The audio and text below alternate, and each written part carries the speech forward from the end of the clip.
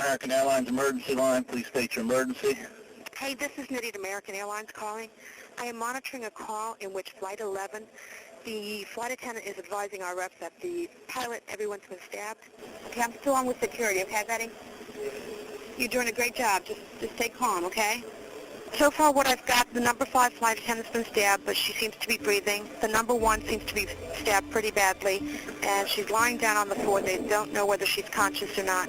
The other flight attendants are in the back. It seems like the passengers in the coach might not be aware of what's going on right now. When the Pentagon was burning and the ashes were coming down, I keep saying to myself, I'm breathing somebody's ashes. Yes, I think we knew that we were not going back to what things had been before that. I cannot let them win. If I quit, they won. And I just could not let them win. It certainly does not seem like it's been 20 years. And it's still emotional for me now talking about it. 2 structures well known to the United States and the world for that matter, now gone. I thought this is like a nightmare. I can't believe I'm living through this. It was like our safety was taken that day. Makes you think twice about how fortunate we still are to have the freedoms that we do.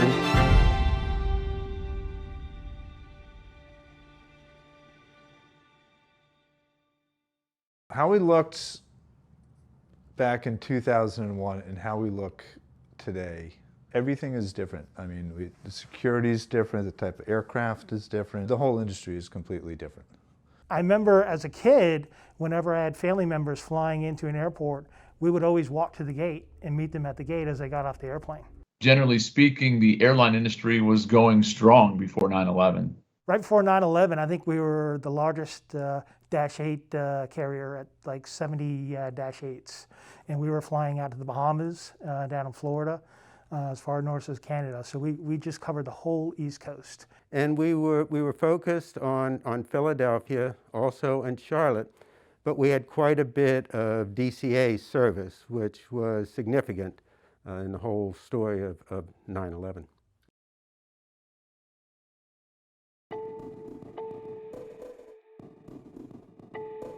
On the day of September 11th, the morning, if I can remember, was a fairly good morning weather-wise. It was a clear morning. I was the one and only training supervisor at that time, and I actually had a training class. It was a new hire training class. I'm pretty sure it was on the ramp. Probably somewhere around 7 o'clock I started that training class. At that time, as a morning dispatcher, you come into the operation at either 4 or 4:15 in the morning. So, you work your first batch of flights up and get them going. That day, I wasn't even supposed to be working.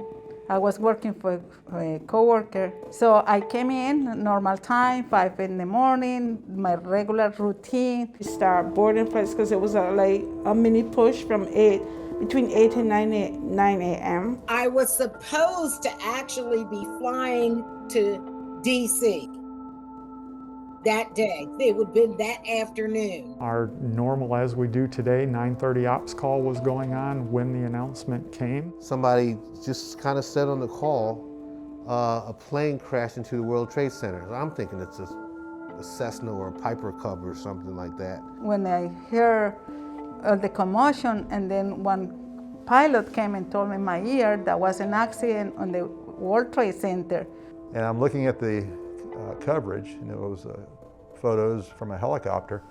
And as they went around the building, I looked and saw the size of the hole and the shape of the hole, and I said, oh my goodness, this is a big airplane hole. This isn't a small airplane. We understand that there has been a plane crash on the southern tip of Manhattan. You're looking at the World Trade Center. We understand that a plane has crashed into the World Trade Center. We don't know anything more than that. And of course, it was a concern for us because back then we operated out of LaGuardia. My first thought was, I hope it wasn't one of our planes going to White Plains because they go right by Manhattan. But I continued with the training class. And we went on, continued boarding, and we finished boarding the flight. We dispatched the bus, and not even 10 minutes later, we had to bring all those passengers back.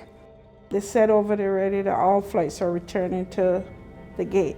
And then all of a sudden we heard about a second crash. Everybody knew something was up at that point, and the call just sort of started to dissolve. I was just like standing there pretty much looking out the window. I didn't see what caused it or if there was an impact. So you have no idea right now? Oh, there's another one. Another plane just hit. Right, oh my God, another plane has just hit. It hit another building. Flew right into the middle of it. Explosion. And I think that's when the gut punch really came, when you realize that this is intentional. This is not some horrible accident. And it was almost immediately, we're under attack. This is war. This is a terrorist act. I immediately proceeded to the ramp to see what was going on, and saw one of the aircraft going down the Potomac towards the Capitol building at that time. And I heard sirens and looked toward the mall and toward the river and saw enormous clouds of smoke. All of a sudden, I hear somebody over the radio, and I don't know why they did it over the radio, but I hear, "Oh my God, oh my God." So I looked up out of that one single window that was in our station manager's office, and that's when I saw the smoke from the Pentagon.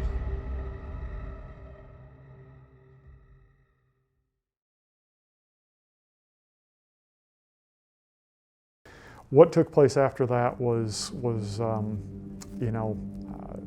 surreal. I immediately called scheduling. And I said, what is going on? We all ran to see what's going on. I ran to operations because we have a camera in operation. And that's when we saw the smoke coming from the Pentagon. And so then they called back and they said, no planes are allowed in the United States as of right now. We did have some flights that were airborne. And so the first thing we had to do was to verify that we actually still had a visual. Some of them we couldn't get a hold of. Some of them we couldn't find. And then the manager, she said, all agents, stop what you're doing. Just meet her in the back. We see some of the debris, and then we start smelling like jet fuel and whatever. So she said, who wants to stay can stay, and who wants to leave can leave. At that point, it's gotten quite emotional because we were ordered to park any plane that is landing, because at that point every plane was ordered to land at the next airport. And we also heard that one plane was still missing, unaccounted for. We had one flight that was supposed to be going from White Plains to Baltimore, and we couldn't find them. You just see airplanes lined up in the sky, one after the other, and you're like, is that it? Is that the unaccounted plane that they're looking for? And the managers say everybody has to evacuate, and they open all the exits to the airport. People from the planes, they were getting off the planes and they were getting to the side doors of the airport. We were literally pushing folks in wheelchairs right out to the front of the airport and leaving them there. I remember still a lady in a wheelchair saying, hey, can you please help me? And I was like, wait a second, I'm supposed to go back out there and park planes. It was very overwhelming. And what I remember is another passenger coming up and saying, I will take care of, helping this lady. So myself and one of the other managers that was on duty at the time actually jogged to Crystal City to where the headquarters for US Airways was at the time, and figured the regional team there would have the latest information, and what happened next was really trying to figure out where all the aircraft was. So we knew all the air traffic was diverting. What I didn't have an idea of, we really had no idea where these planes were going. And that's something very abnormal for OCC. We made 1 or 2 trips back from Crystal City back to the airport ramp to confirm which aircraft were on the ground and which were not. It was a bit hair-raising because you just didn't know exactly what was going on.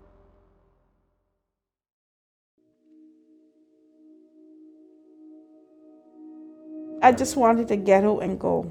I didn't want to stay around. I just wanted to be with my daughter, and when I went to her scooter, because I told her, Samantha, there's something going on in America, and if anything should happen, we stay together.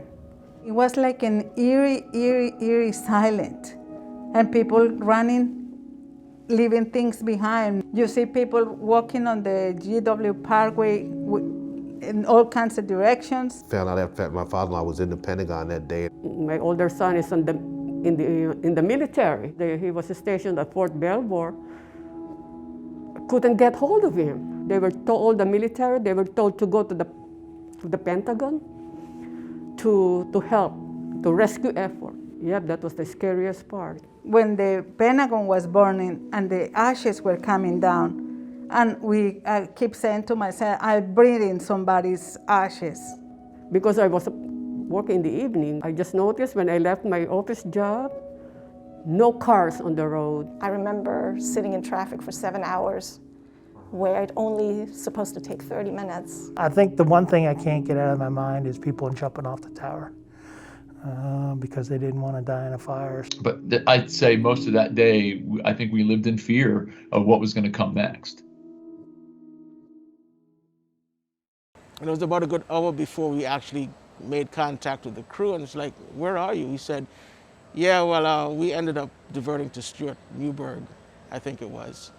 Because at that time, ATC was just telling guys, get on the ground, wherever you are, you know. So when we did hear from the crew, you know, that gave us a sigh of relief. I know on the maintenance side, we sat right next to them in maintenance control, and, you know, we're all waiting for them to say, you know, yes, we got in contact with them all, and yes, they're all safely on the ground. And I do remember when the last one safely landed, I remember us cheering that, hey, we got all of our crews, aircraft, and our passengers safely on the ground. I remember walking into the office that afternoon, and it was controlled chaos, I guess you could call it. Had to then try and come up with a game plan to see exactly where all the planes were, to make sure they were accounted for once we got everything on the ground, and come up with a game plan as to when we were able to move them again, how were we going to be able to do so? I mean, a lot of people got stuck.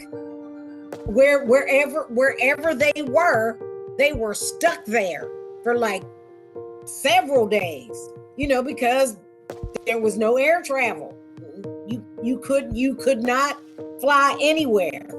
The phones kept ringing, I can tell you that much for sure, because everyone wanted to know, hey, when can we leave? How are you going to get us out of here? Can I rent a car? You know, I need to drive back home. You know, and those are questions that at the time we really could not give them. I talked to a couple of my colleagues who actually were stranded, and you saw a lot of really good leadership. And the next couple of days were very long days, planning to get things moving again and restarting operations and getting people back into work. That restart planning process took place day after day for several days. Until we realized, look, when things restart, it's not going to involve Washington National. So we come up with this great plan. You know, we have crews stuck in hotels. They can only be on duty for so many days in a row before they time out, and they need days off. So it's a big puzzle that we had to come up with, and we had to put that all together, and we finally get this great plan. And then as soon as we finish it, the government says, all right, well, it's not going to happen tomorrow. We're going to try for the next day. So we scrap all those plans, which took 6-8 hours to come up with, and start again. So the schedules were changed pretty radically. I don't remember exactly where, but we were headed out on another one of our aircraft to recover an airplane that had been left somewhere, and the crew had actually been able to get home. It was very sad to see the last plane leave Washington, D.C. because for quite a few weeks, we did not have any air traffic at all in and out of Reagan Airport. I know the airspace was shut down for most airports for days, but for National it was several weeks. I mean, we didn't know how long we would be grounded for. I left that day and I came back December 2nd. The part-timers were out for 6 months. You know, the airline barely survived it, and it barely survived it mostly because DCA was the cash cow. But DCA was closed. You know, the nation's capital was closed. So we welcomed and took a number of people up to BWI that wanted to make the drive up there to just continue working. And that's what Piedmont did, you know, and that's what they still do today. This is a company that thinks about its people. This is a company that protects its people. And That's what makes this company my career choice. You know, people were scared. You know, a lot of people quit. And my daughter begged me to quit. And I told her, I said, I can't let them win. I cannot let them win. If I quit, they won. And I just could not let them win. We had military presence and then police officers that were armed. For Americans, that was very new. But each flight, a departing flight and arriving flight, I think had to have an air marshal on them for quite a period of time. And there was also a daily password for flights coming into DCA. I felt safe after September 11, after all these changes, the security checkpoint, everything. I can remember being in Pittsburgh, eating dinner at the, I forget, it was a Chili's or whatever the place was, but watching people eat steaks with their fingers because they weren't allowing them to have even a plastic knife in the terminal. Walking through the terminal, it was very eerie. All of a sudden, this big flag was hung in the main terminal, and the only people that you saw were police officers, sometimes with canines. But all the stores were closed, all the restaurants were closed, no passengers at all. Every time I go under that flag, it still hangs. So it's a reminder. I remember after 9/11, there was a flag on every single front porch. I wanted to go back to work so bad. Again, that was part of the recovery, part of the fighting back that I could do from my perspective. I spent a lot of time in the galley as we were boarding when we went back to work. And I was curious as to what I would see in the eyes of our passengers.